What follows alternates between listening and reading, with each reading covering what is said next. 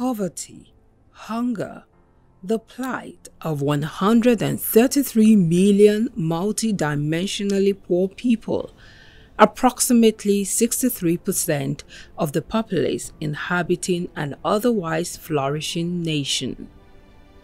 Nigeria is grappling with a critical problem: food insecurity. This perilous situation has been deepening over recent years, driven by a combination of factors ranging from economic downturns, climatic shifts, conflicts, and the compounding impact of inefficient agricultural practices, post-harvest losses, and low budgetary allocation to agriculture, among others. How did a country which was a leading agricultural economy in the 50s, being the largest producer of palm oil, groundnut, cotton, and cocoa globally, diminish to a nation barely living from hand to mouth? Basically, economic and resource mismanagement. And there are many sides to that story. We all know how Nigeria evolved from being a really prosperous nation in the 1960s to early 70s, to the early 80s, just before the structural adjustment program kicked off in mid-1980s, specifically 1986. And that time, Nigeria was at par with, if not slightly even, outpaced China, Singapore, India in FDI investments, and even the pound or the dollar was almost equal, to the naira, within that period of time. But as we evolved through lots of political instability, and as we got into conditional offers, like the SAPs, that put our economy in such a way that it was largely controlled and not with the interest of Nigerians in mind. It was largely controlled by the interest of those who were controlling it, to control the economy to a large extent. And then the institutional ideology that we took off from were not necessarily inclusive. So they were largely extractive. Extractive simply means that you create and control resource opportunity for a minority, not the majority. In the past decade, the number of people living in extreme poverty in Nigeria has been increasing significantly, making it difficult for people to access and afford nutritious food. Consumers at Alaba Market gave credence to this while speaking with iBrandTV. If I go and buy market, me and my load, do I buy them? I enter motor 500. Before when I come buy market, me and my load na 200 at the enter motor. I don't know what thing they do for Nigeria. I don't know why they go now. Now people are complaining. The people that are selling for us, that bring it from bush, they were complaining about transport money. When they brought the market now, the transport money about like 120, 150. They said now is for something to bring the market here, which is one container to load the market to the Lagos from Osun State to Lagos. So that is why the orange become costly. Meanwhile, traders attribute the continuous hike in the prices of commodities to various factors. Something that is supposed to sell 500 naira will be selling 1,500. What is the gain? Maybe the government should know how to do the road and to reduce the fuel problem. That is the only thing I can say that about. The major capital challenge is a fuel. The fuel is costing. The motor is a costing for us. Before last year, we are carrying 911, 250,000. Now it's 450,000. It's 200 on top. Oh. The one is a challenge. It's a big challenge. It's a fuel. The second challenge is spoil. The third challenge is money. It's a challenge of us for a year.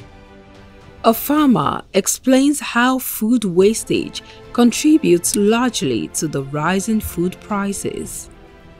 Food wastage actually was as a result of what we call food glut. When a farmer produces and harvests and he could not evacuate, he could not process it or he could not sell it.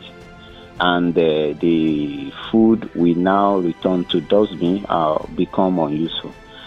One of the things that caused it is number one, we call it growth. When there is overproduction, or let me say, when the produce, yielded, and the farmer does not have plan on how to sell it, or there's just one way or the other why he could not really handle the produce.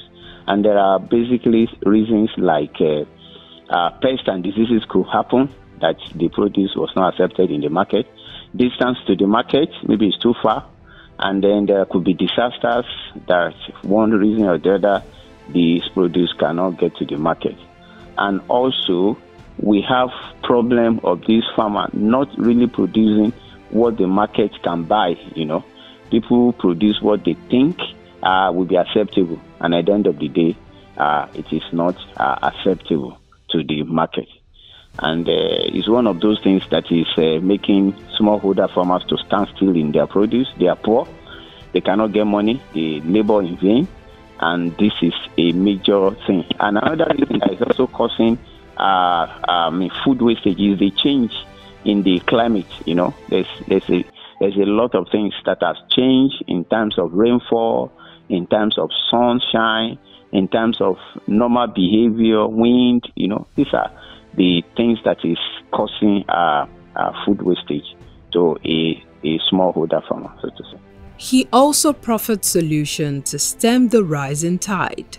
Such solution is the logistic, good roads, cold storage, enabling environment for government to ensure that people who have means can come and even help these farmers. And also, we can also encourage these farmers to produce around the year by providing for them adequate infrastructure like irrigation facilities that can make them produce around the year. So they don't need to produce en masse when the season favors them. They can only produce for market, and they can produce continuously. So there could be, training. Training is one such. You can teach people on how to do irrigation, how to take advantage of technology to produce. We have soilless farming now. We have a lot of farming that can be done even without land and some other things. Technologies are just everywhere now. That is making food production or agricultural practices better. Those are the few solutions I can mention. The United Nations World Food Programme, Food and Agriculture Organization, had earlier predicted that over 25 million Nigerians may face acute hunger at the peak of the lean season. An agriculturist tells us why. There was actually a situation of hunger in the country, and there was scarcity of food. At some point, getting maize in Nigeria was a serious problem. I don't know if it has even subsided now. A lot of companies that had to do it, that use maize as raw materials, they are facing a lot of challenges. But a lot of companies actually folded up as a result of this. You see a lot of feed mills. If you had not stored your maize, or you have a direct source that is very, very stable, most of the companies that did not have sources that were stable, they found themselves in a lot of problems as a result of what we just experienced. I know in the poultry industry, ask around, you see a lot of poultry industry that actually folded up. And I have a friend that told me that she was actually making a loss of about 400,000 naira every week, and that was based on her own scale of production. Those that were producing at a higher scale, they were even making more losses than that. So the predictions actually came to pass if we just do a rapid appraisal based on what we see in our environment. It came to pass, but we need a more a detailed study, like an empirical study, to actually substantiate it before we can actually say, okay, these are the percentages, these are the levels, these are the real impacts of what actually happened in the past few months. To tackle the incessant increase in food prices, President Bola Tinubu had in July declared an immediate state of emergency, although analysts have continued to express diverse opinions on this. The heart of resource control policy and the state of affairs in an economy is largely driven by the political economy. And even people who manage these resources directly are largely being appointed by the political economy. So the central bank governor is being appointed by the president, ministers and co are being appointed by the president and further approved or endorsed, or whatever the case may be, by the Senate. So it's still largely political economy driven. So if the ideology governed by the political economy is extractive, it technically means that the people who will be managing those resources directly would be such that they can deliver on these extractive ideologies as well. So you're giving room to lots of wastage. There is no priority in terms of inclusion. I mean, focusing on the average Nigerian, ensuring that we are growing or developing. So, and it's, I mean, up until now, we've seen how governments have come and go, but the economy has been largely mismanaged. I mean, the economy has been worse off for it ever since independence. The president had also announced the provision of fertilizer, seedlings, and other inputs to farmers in his first Independence Day speech. The president is coming with fertilizer subsidy and what have you.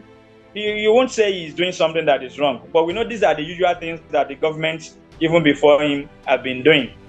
They are good moves. We can't ask them to stop. It's like somebody, the only thing we can say is that they need to do more than that. At times we look at some of the problems that, the way we want to solve some of our problems is like we are scratching the surface. We are actually not touching the real issue. It's like somebody that has a headache and is going to a barber. You are close to the problem, but you have not solved it. You can only cut the hair, you cannot cut the headache away. So the problem is more than that. Is there light at the end of the tunnel? There is actually light at the end of the tunnel, but based on a few conditions. Number one, every of the things we're dealing with has to have a strong, or need to have a strong structural reform approach to them. All right, so it's not just enough to roll out palliatives, but you need to actually fix what the problem is. Part of the problems are infrastructure driven. You have the production base in the north, the consumption base to a large extent in the south. All right, moving a truckload of tomatoes or a truckload of yam from Benue State, for instance, is outrageous. By the time the truck gets to Mount 12, the price of the yam is not really the bulk of the price of the yam is actually the logistic cost, not the farm price of the yam. All right, so you need to deal with those infrastructure challenges. You need to deal with access to market challenge, meaning that it should be easy to move from farm to table. All right, there are a lot of things that need to be done on that. We don't have the time. There's also a financing challenge. You also need to encourage lots of Nigerian startups to get into the value chain so that you can facilitate a healthy competition.